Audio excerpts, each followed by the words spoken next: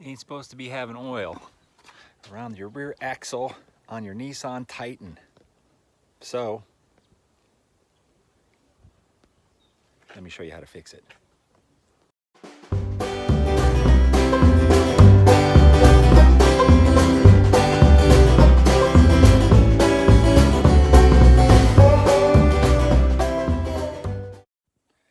Hello my friends, and welcome to Tom's Tinkering and Adventures. Another beautiful day here in Southern California. Started out pretty cold, like 55 degrees. Whew. It's rough, but you know, that's fall/winter around here. I have before me a 2005 Nissan Titan. My buddy sold this thing to me. Guaranteed it thing would be, this truck would be flawless and have no trouble, but you know, I've had some issues. And this one is something that I have seen and kind of just ignored. I don't know, you ever have those kind of problems on your vehicle where you know there's an issue, but you just turn the radio up louder, or you just don't think about it, but you know it's there? Yeah, I knew this one was here. I saw the evidence a while back. Some oil on the inside of the back rim, and that is a leaking axle seal. It's let's say it's a not uncommon problem on these Titans. Well, actually on many vehicles. The Nissan Titan has a version of the Dana 44 rear axle, which is very common and popular axle on trucks and off-road vehicles. Of course, the Nissan version of this axle is a little bit different, but mostly the same. So if you have a Dana 44 axle in your vehicle, maybe this tutorial will apply to you as well. Now, first and foremost, I want to say I have never done this before, so I don't know exactly what the hell I'm doing, but I kind of know what I'm doing. So there's your disclaimer. I'm not a professional. Jeez, the lights, awesome there. But to get started, we are going to block up the front wheels. Park a motorcycle next to your truck first, then block up your front wheels. We're going to jack the truck up in the back, the floor jack. Always use jack stands, safety first for this. I joke about safety, but you know, safety is no laughing matter. I just joke about it to get you to pay attention to it. I'm gonna do one side at a time. So I'm gonna do this side. This is the side that is showing the most evidence of leakage. The other side has a very little bit. So if this side turns out to be ridiculously hard, well, maybe I'll just wait and do the other side at some other point. I'm gonna get this thing jacked up, put the stand under there, take the wheel off, and we'll bring you back. Got the jack stand under there, and I also like to just keep the jack under there as well if you can. Just as a little secondary precaution.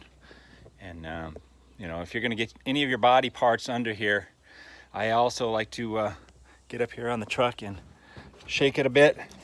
I would much rather have it fall here than fall on me, so. Here you can see the inside of the wheel. See all that oil that's been leaking on there? And the axle seal is back in here. So you got to pull the entire axle out to get to it. So our first step is going to be removing this brake caliper. And that is performed by taking out two 10mm bolts. Here's one here and one on the bottom. So we'll get those two out. And then we'll strap that up over here out of the way. Two bolts have been removed. All you got to do is push. There's a little clip here. Push that down, and then this whole unit will kind of slide out. And there you go. Like I said, you want to attach it up here somewhere because you don't want to let it hang by the hose like that.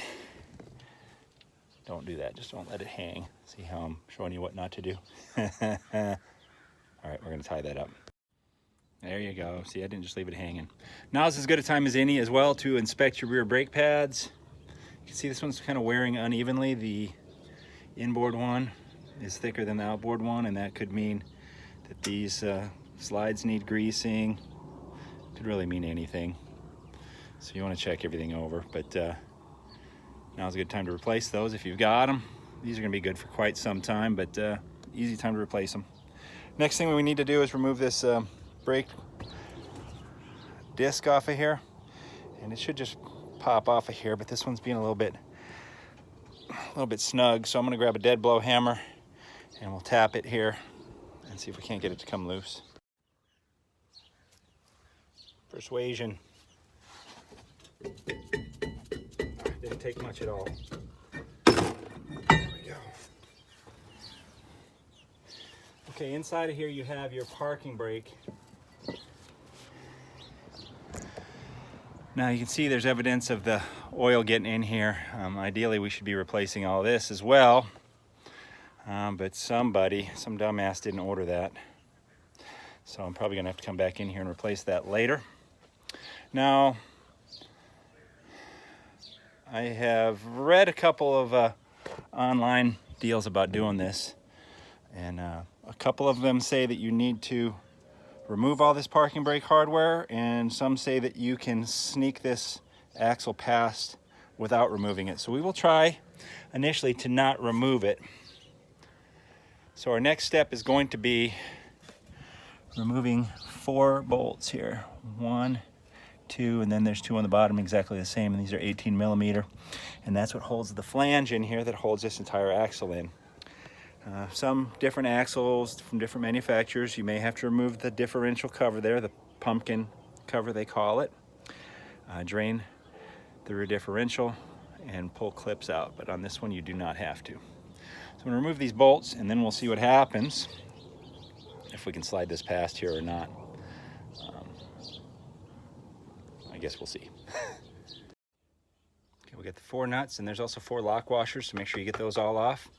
And I highly recommend one of these ratcheting wrenches because the space to get in here is pretty limited. I don't know as if you could get in there with a socket and a ratchet.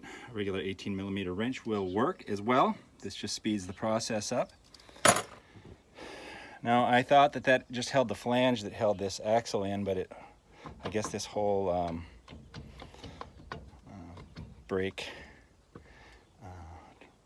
dust shield and all this is also attached to that flange there. So now we have to get this axle out.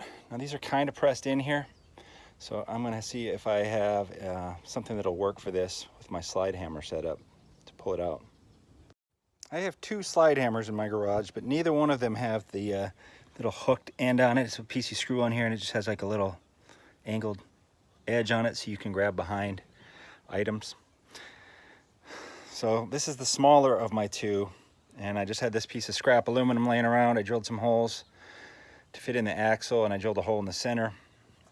I don't have a big enough drill bit to do the bigger slide hammer, but we'll see if this one works. If it doesn't, maybe I can just take this hammer attachment off and put it on here, maybe with a washer or something on the end of it. I don't know, we'll see. But let's have you all laugh at me while I do this. I don't know what's going to be the best view of this ridiculousness, but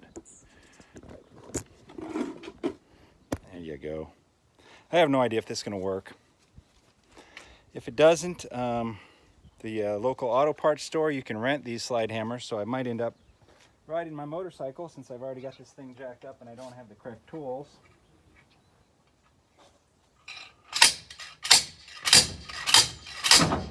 Well, there you have it. It worked. Oh, I love it. And it's on video. All right, we'll see now if I can get this axle out without taking that brake hardware off like I had read online that you can do.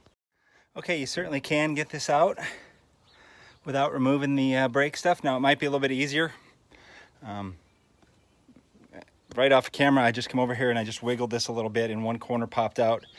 And I grabbed a screwdriver and just kind of pried up on, see how you can move the brakes a little bit against the springs and stuff. So it popped right out of there, and now this whole axle is ready to come out. And right there's the seal. Unfortunately, to get to the seal, you have to remove this bearing retainer and this bearing. And then there's a bearing race inside of here that has to come out as well. So I'm gonna get this all out. We'll lay it out on some cardboard and show you what's gonna go on. A lot of times these bearing races are really hard to get out, but I just was kind of pulling on this one a little bit and it's coming right out. So there you go. Surprisingly enough, that came out nice and easy. But if you're having trouble with it, you might need a slide hammer to get that out as well. And of course, the slide hammer with the little hooked edge is the way to go. Here's our axle. Now's a good time to take a good look at it, make sure the splines are good to go. There's a snap ring here. And then we need to get this collar off. And then the bearing. And it looks like that might be a spacer. And then there is the axle seal. I have purchased from my favorite online distributor, good old Scamazon. Quality set of Timken bearings and some Nissan oil seals, and these are supposed to be the right ones all together. I think these parts were about 90 bucks. So let's take a quick peek at our parts before we do anything else, because these are supposed to come with the there you go. They come with that spacer as well. All right, let me get set up to remove this, because in order to remove these, you need to actually destroy them. That's why we replace these, because these are pressed on. So first thing I'm gonna do is take this snap ring off, use the snap ring pliers. Oh yeah, real quick here, it's set 10 for the Timken bearing, brace, and spacer. And then this is the genuine Nissan axle shaft rear part number. So if you need those part numbers, there they are. I messed around in the past using screwdrivers and needle nose pliers and all kinds of stuff like that, but just get yourself a decent snap ring pliers. This one you can use for internal, external. You can just buy even if you buy a cheap one, you're gonna be better than messing around with screwdrivers and stuff, because these things can just really be a pain in the ass sometimes. Sometimes you need a screwdriver along with these, because they kind of pop halfway out, then you just gotta pry them out. But a decent set of snap ring pliers will make your life a lot easier. Getting these out. There we go. Now to remove these. To remove the bearing and the spacer, we are going to use 3 tools. My trusty old Chicago, there you go, it's upside down, Chicago Electric Harbor Freight angle grinder, and a cold chisel and a hammer. What we're going to do is we are going to grind down through this a little bit with the grinder, and then strike it with the hammer and the chisel, and hopefully split this bad boy. And then on the bearing, we're going to do the same thing. I'm going to kind of cut off this outer race, get to the inner race of it, put a little split in it with this. Now you got to be careful, because you don't want to go all the way down and cut your axle. I think I should put the paperwork on here. I don't know. The work with this. We'll see how it goes.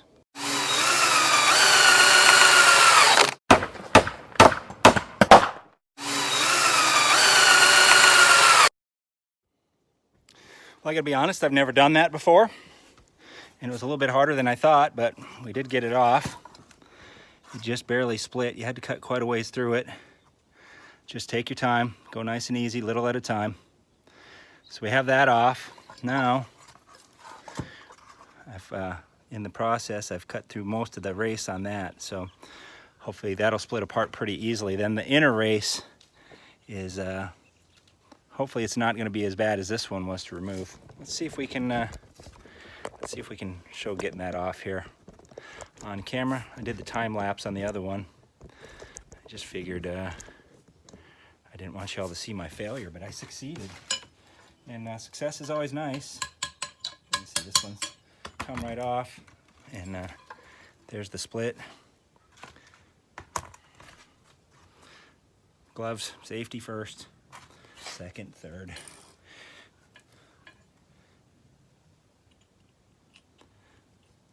This outer race is really thin, so this should split apart pretty easy. Yeah, see, it's already pretty much split. Bits and pieces of the bearings are going everywhere. Now there's nothing wrong with this bearing, so it's kind of sad that we have to break it to remove it, but that's the only way you can get that seal out. Okay, so you can see I've scored a little bit of this right there. See that? So I'm going to try to cut it with the grinder here. Watch the sparks. Watch your ears.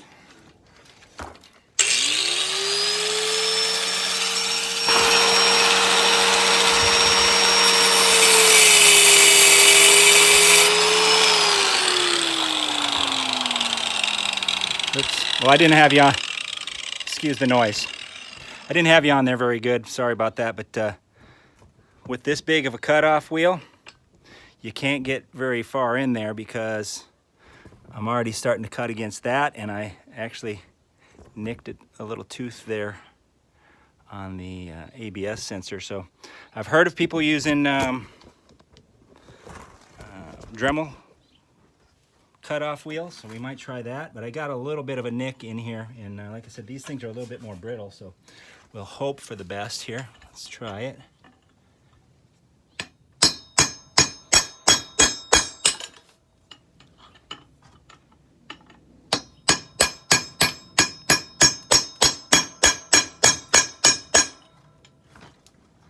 Okay, well, I'm going to do some more messing around here off camera so you don't have to be listening to me pounding on things. But I'll let you know what works. It's a Ryobi Dremel. These little mini cutoff wheels. If you've ever used these things, they're very thin. They break very easily, so you'd probably go through a couple of them. I'm going to try cutting this thing, and I'll come back and show you what it looks like. This might be a new record for me. I cut through there and didn't break one of those little Ryobi discs. So those things are pretty fragile, so make sure you're stocked up on them if you're going to be doing something like this. I don't know if I've cut it enough to split this thing or not, but we'll give her a try, and if not, we'll come back and hit it some more. I just noticed my chisel is pretty dull too, so I probably should do a tutorial on sharpening the chisel.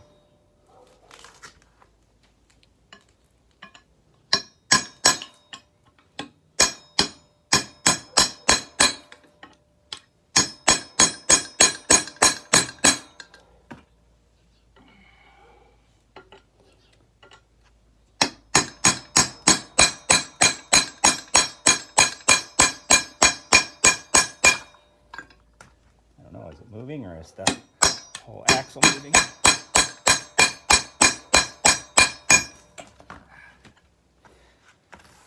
All right, well, I'll continue and we'll show you what she looks like.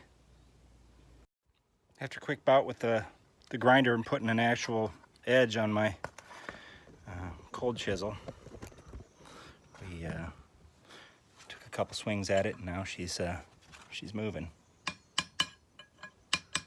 See that? So we'll get that off of there, and then we'll assess everything, and I'll show you how to put her back together. Okay, so some things that you can learn from my recklessness. Be careful with the big grinding or cutoff wheel. I don't think I destroyed this, but if I did, that means that I have to take this all back apart again. So I'm hoping that that's still going to read. This is for your rear ABS. And I imagine that that's not going to be a problem, but I'm glad I caught it. When you're grinding off this race here, be careful that you don't cut into this section here. This is what the oil seal sits up against. Or actually, that's what it seals against, is that. And when this is pressed on here, it's hard to tell kind of where this ends and that begins, I guess. But fortunately, I did not damage it, but that's just something to be aware of. So now when you reassemble this, you want to make sure you put everything back on. I took everything off of here, so this has to go back on. This is our little retainer plate, or whatever you call it. That's what holds the axle seal in. And then you want to put your bearing on in the correct direction. The tapers are going to be inward. And then your retainer ring, and then the snap ring. So I'm gonna get all this stuff prepped up, and then we will see if we can figure out how we're gonna press this all on. First thing you wanna do before you go any further is to inspect your parts that you ordered to make sure that you have the correct parts. So here's the new oil seal, and here's the old one. Okay, besides that one having some cuts in it from somebody. It looks like we are good to go on that. And then here is the new bearing. Like I said, order a good set of bearings. They sell some cheap Chinese ones, and these are not considerably more expensive. So remember, this is the race that was inside the axle housing. So you can see this bearing, the race is installed on it. I'll have to get that off of there somehow. It should just press off one way or another, come apart. Might take a little bit of work, but regardless, we can see that it is similar sized. And then this is the inside diameter. So there we go. We have the right parts. Oh, and then this is the bearing spacer. That looks good as well. Okay, over here behind my garage in my wasteland of scrap wood and scrap iron, I have a 20-ton hydraulic press that I was gifted at one point in my career here. It's a little Harbor Freight unit. I have set up the new oil seal. Of course, we got the backing plate, the new oil seal, the new bearing. I removed the race. And this is the old spacer, which I'm using to kind of help press this on here. And you can see the limitations of this unit here. It's not really tall enough. I'm not quite centered, but I still think I'm going to be okay because it doesn't go up high enough here. There's a couple of things I might be able to work around to get this thing started. Maybe put some spacers underneath here on each side. I don't know, I'm thinking about it, but I also brought the old bearing race. I can slide that on there and that'll bring me up closer and that'll be a little bit better. But I'm gonna get this set up and then we'll see if this is gonna work. Not ideal, but let's see what's happening here.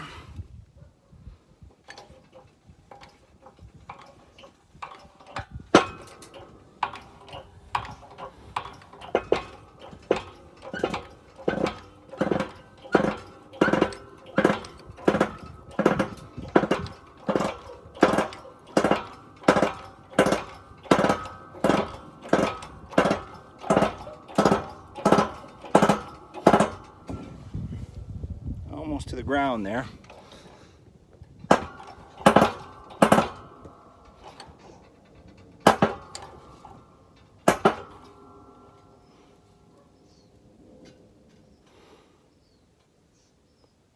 That's it.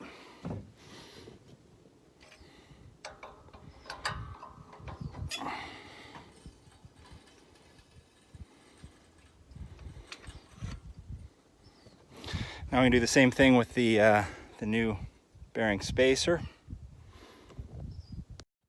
And then once you have the seal, the bearing, and the spacer installed, you're going to want to use your snap ring pliers and reinstall your snap ring.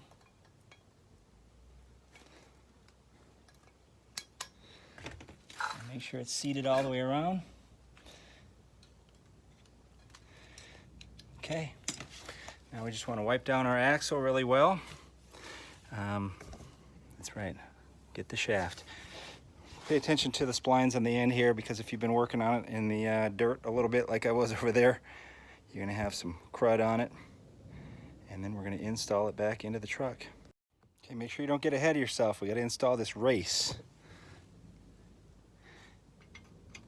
And hopefully that'll go right in like the old one came out.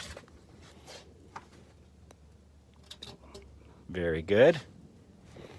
Okay, get you set up here. Hopefully we can see the action. Let me stop you and we'll bring you back in the camera stand. Okay, it came out pretty easy. We're hoping it'll just go right back in. Insert the shaft. That's what someone said.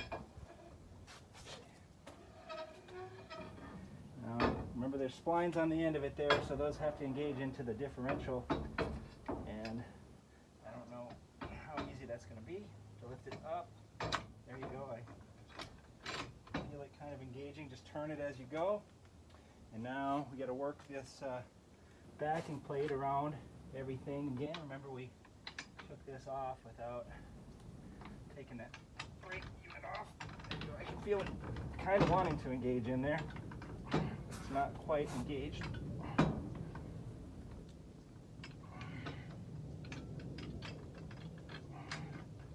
Splines in there, I mean to say. I thought that I had them, but I guess not.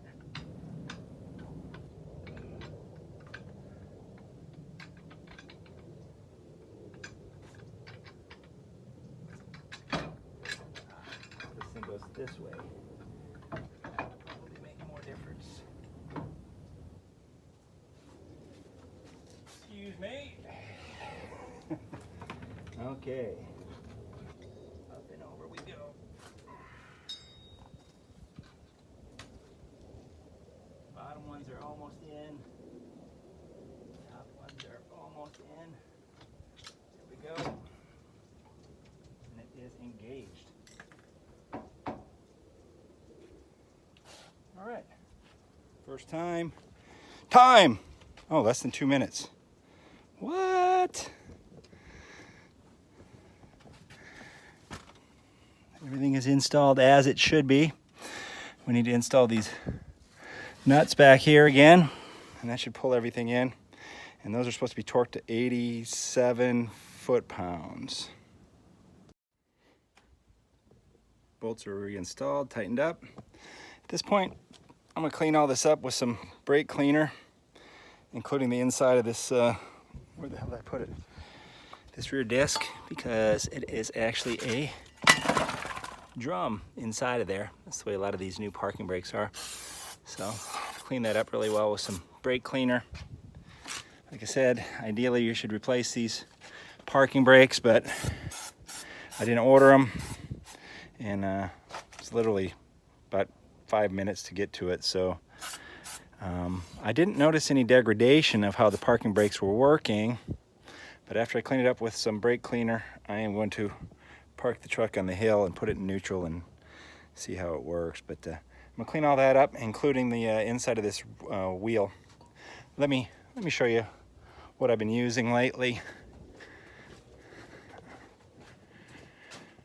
I'm using this orange oil as a degreaser. It works pretty good, so we'll see how it does on that rim. I wanted to point out, I have a press, obviously, but if you don't have a press and you have another vehicle or a buddy who's nice enough to take you along, a lot of machine shops will remove and press those bearings back on for you for 20, 40 bucks, something like that. So don't be afraid to take on this job if cutting through them bearings and removing them and installing the bearings is something that you feel is above your maintenance level, because getting the axle out is not hard. The hardest part of this job so far has been cleaning this wheel. Yeah, it's gray under there. That was a lot of work. That axle grease is some sticky stuff. Axle lube, I mean to say. So now all I need to do is install this brake drum caliper, or brake drum disc, and then reinstall the caliper and reinstall the wheel. We'll get that done, and I don't think you need to see those steps, and then we'll make sure that the truck operates. Okay, two different things we're going to test here. We're going to test first. We'll put this thing into gear, and we'll see if anything funny sounding is happening.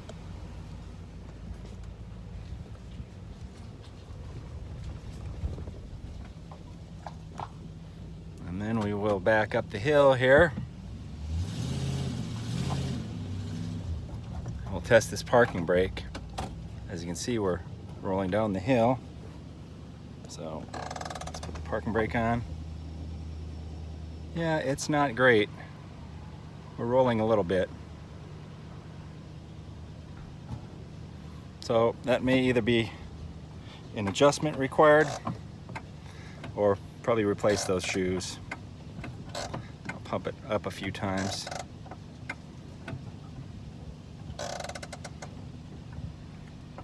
There we go. Now, parking brakes are supposed to be self-adjusting. When you back up the truck and hold the brakes a little bit, that's how they're supposed to adjust.